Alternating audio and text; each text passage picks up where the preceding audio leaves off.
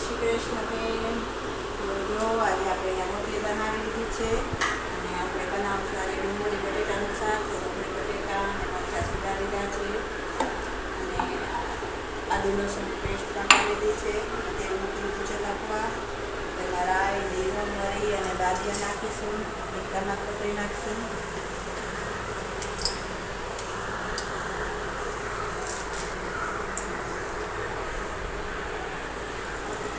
રાઈ જીરું કકડી જાય એટલે આપણે હિંગ અને મીઠો લીમડો નાખીશું.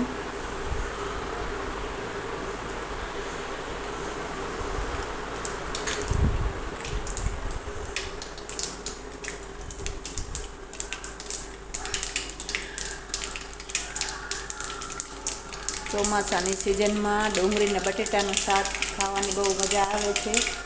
તો વરસાદ આજે આવ્યો તો કીધું ચાલો આપણે આજે ડુંગળી ને બટેટાનું શાક બનાવીશું. તો જો હવે આપણે વઘાર કરી લઈશું. તો રાઈ જીરું પકડી ગયા છે, હવે હિંગ નાખીશું, મીઠો લીમડો અને ડુંગળી બટેટા છે તે નાખી દઈશું. અને તેને સારી રીતે આપણે મિક્સ કરી લઈશું.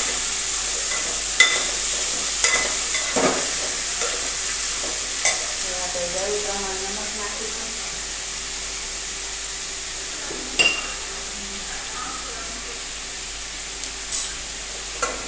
તેને પણ આપણે બરાબર મિક્સ કરી લઈશું.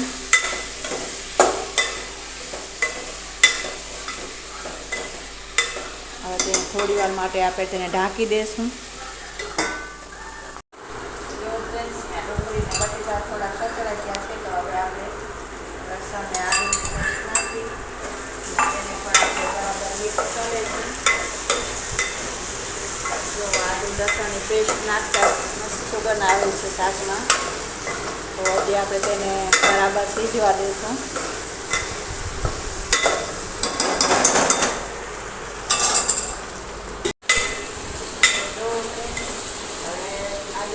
પેસ્ટ પણ સાથે સચડી ગઈ છે અંદર. તો હવે આપણે તેમાં મસાલા નાખીશું. હળદર, ધાણા જીરું પાવડર, લાલ મરચું પાવડર. હવે તેને પણ આપણે બરાબર તેલમાં સાંભળી લઈશું જેથી કરીને આ સૂકા મસાલા આપણે નાખ્યા છે એ બરાબર તેલમાં મિક્સ થઈ જાય.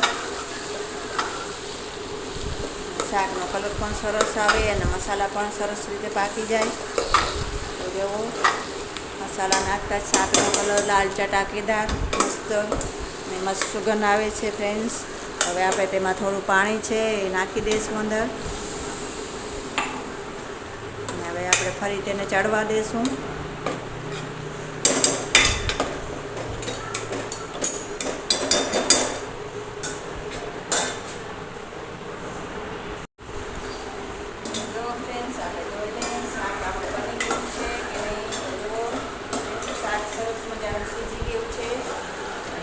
ગેસની ફ્લેમ કરશું બંધ. તો મસ્ત કલર આવ્યો છે શાકનો.